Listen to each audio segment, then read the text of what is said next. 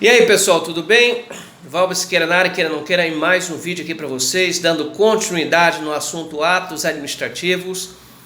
Vai ser o terceiro esquema de atos administrativos e a continuação da classificação desses atos administrativos. Eu prometi 10 esquemas, já gravei 5 no vídeo anterior e vamos gravar aqui mais 5, tá? Eu não sei se depois desse vídeo, para fechar esse assunto, se eu terei mais um ou terei mais 2, tá? Eu vou decidir aqui com vocês, em breve vocês saberão, tá? Daqui a pouquinho voltamos. Ok, vamos lá.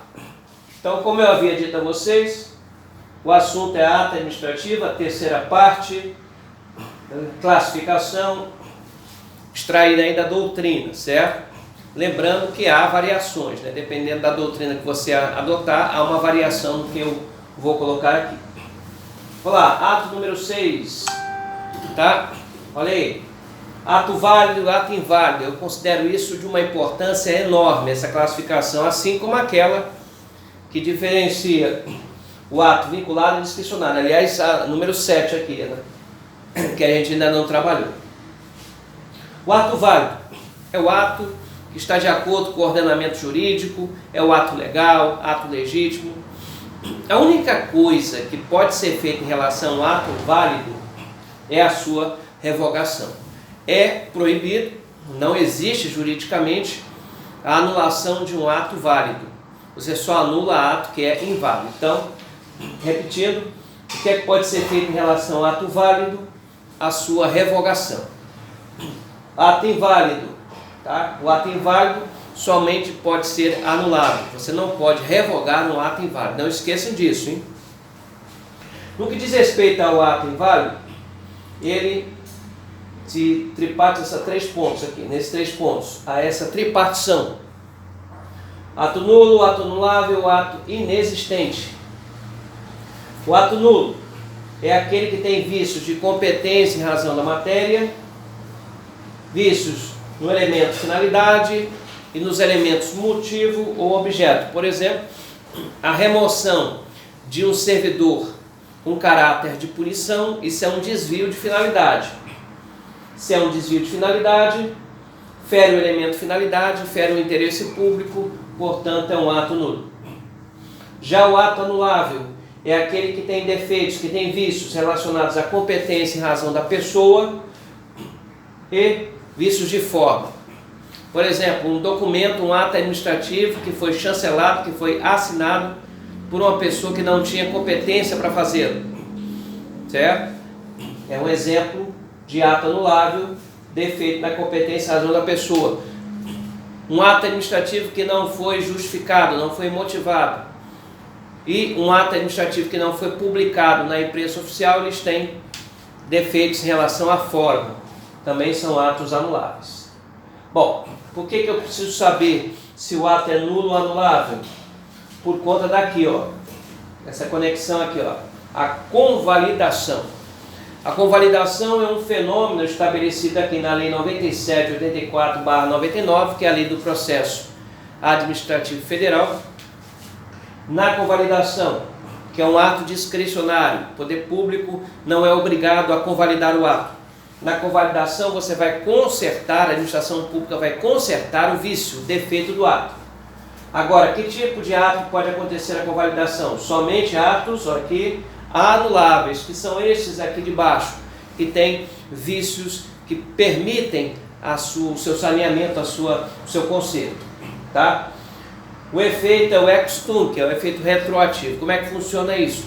Sabe aquele ato que eu falei que foi assinado por uma pessoa que não tinha competência? Isso pode ser convalidado, isso pode ser consertado. De que forma? Basta que a pessoa que tenha competência vá lá e ratifique, né? Assine embaixo, está ratificando com um certo defeito. Um ato administrativo que, por exemplo, deixou de ser publicado na imprensa oficial pode ser convalidado. Como? Basta que esse ato seja devidamente publicado. Então, os vícios que aqui estão, vícios do ato anulável, esses podem ser convalidados. Não há convalidação, ó, deixo bem claro, para atos nulos, perfeito? E por que o efeito é ex tunc? Porque uma vez convalidado o vício do ato, aquele vício desaparece, é como se ele nunca tivesse existido. Cuidado, lá no artigo 54 da Lei 9784/99, todo mundo vendo esse lá, pega essa lei e confira lá, há o prazo, a administração tem até 5 anos para anular atos, tá? Atos que gerem efeitos para pessoas de boa fé. Tem até 5 anos para fazer, tá bom? Salvo os casos de má fé, aí se houver má fé não tem este prazo de 5 anos. Agora se for um terceiro de boa fé, até 5 anos para anular. Perfeito? Vamos voltar para cá. Ó. Número 7. Ato vinculado regrado, ato discricionário desvinculado. A gente já havia anteriormente estudado sobre isso, que é uma situação vinculada, que é uma situação discricionária. O questionamento aqui diz respeito a essas duas perguntas. Primeiro, o ato vinculado pode ser revogado? Regra geral, 99,9% dos casos, não. Você não pode revogar um ato vinculado, mas aí tem esta exceção, trazida pelo Supremo Tribunal Federal, que diz assim: licença para construir. Se a obra não tiver sido iniciada, essa licença, esse alvará de licença pode ser revogado. Olha que interessante, tá? A licença é um ato vinculado, normalmente não se revoga atos vinculados, mas tem essa exceção. O restante, gente, se perguntar se pode revogar um ato vinculado, é para dizer que não. Já o ato discricionário, questionamento que pode ser indagado é esse aqui. É passivo de controle pelo Poder Judiciário? Você pode controlar, o Judiciário pode controlar, uma vez provocado, um ato discricionário? A resposta é sim. No que diz respeito ao que, professor? Você já sabe, tá? Pode ser controlado os aspectos referentes à legalidade, até porque o ato discricionário, gente, é um ato como qualquer outro, tem a competência, a finalidade e forma, que são elementos sempre vinculados.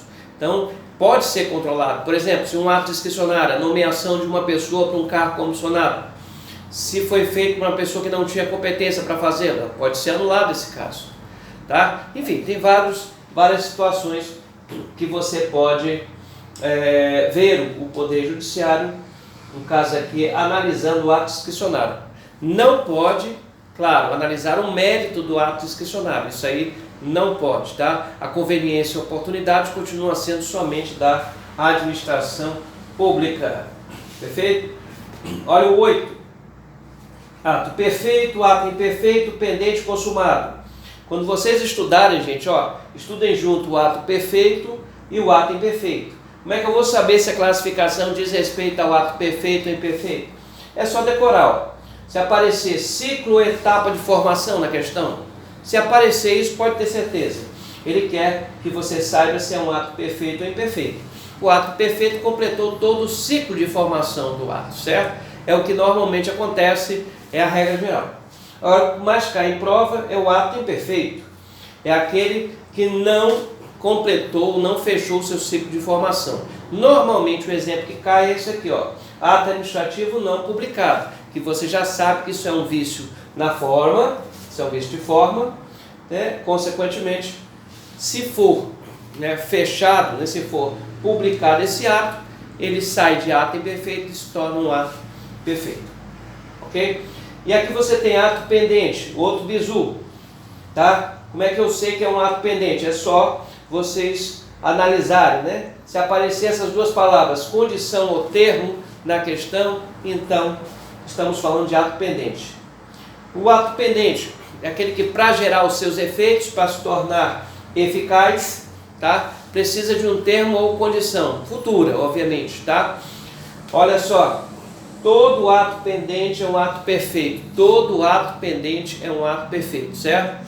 Uma autorização para fechamento de uma rua concedida uma semana antes do evento é um ato perfeito, porém pendente. Não pode gerar os efeitos antes do dia especificado. O ato pendente é um ato ineficaz, com certeza. A eficácia fica condicionada a esse termo ou essa condição futura. Perfeito? Fechando aqui, o ato consumado, também chamado de exaurido, é aquele que exauriu todos os seus efeitos, esgotou todos os seus efeitos, seus efeitos, portanto, não pode ser modificado. O que mais aqui? Pronto, gente. Aliás, desculpe aí que às vezes eu falo muito rápido e embolo nas palavras, mas é isso aí, é a ânsia de passar essa informação rápido para vocês, tá certo? Daqui a pouquinho voltamos. É isso aí, gente. Mais um vídeo aí para vocês. Lembrar que a sequência correta que vai ajudá-los a entender aqui a aula é a seguinte. Primeiro você baixa o esquema lá no Instagram. Coloca no seu caderno. Faz o esquema bem bonitinho lá, colorido. Perfeito? Segundo, assiste aqui a aula no YouTube. Tá? Se tiver que repisar, veja de novo. Até consolidar o assunto. E a terceira e última fase, vá resolver os exercícios, tá? Ainda tem a quarta fase, se tiver alguma dúvida, entrar em contato com o professor. Ou com o Facebook, Valber Siqueira Vieira, ou o próprio Instagram Prof. Valber, ou mesmo no próprio canal do YouTube, Valber Siqueira Vieira. E se quiser, também tem o WhatsApp, olha aqui em Fortaleza, né, 85 987 38 0444. Um abraço a todos e até o próximo vídeo.